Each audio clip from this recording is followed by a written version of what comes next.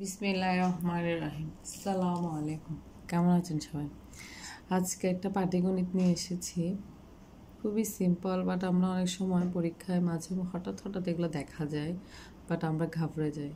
But খুবই জিনিসটা easy. যেমন প্রশ্ন হচ্ছে, কোনো ক্ষুদ্রতম সংখ্যাকে 3, 5, 9 দ্বারা ভাগ করলে ভাগশেষ বলছে 2 হবে।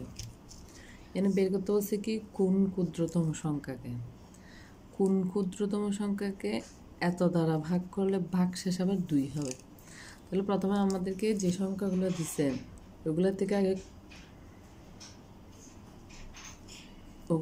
কি করতে হবে, লসাগু করতে হবে। তাহলে এটার লসাগু কত চাই? এটা শুধু 3 দিয়েই যাই, 1, 5, 3 থেকে 9। তাহলে এতই লসাগু, সুতরাং লসাগু সমান 3 গুণ 5 গুণ 3 সমান কত? 3 5 15, 3 15 45।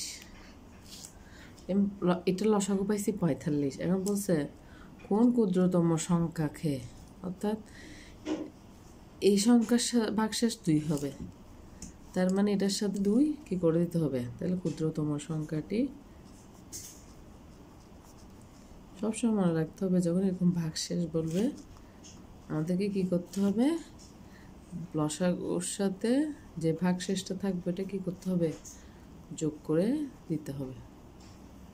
এটাই হচ্ছে ক্ষুদ্রতম সংখ্যা। খুবই ইজি আসলে, বাট আমরা অনেক সময় কনফিউজড হয়ে যাই। Thank you guys. আসসালাম।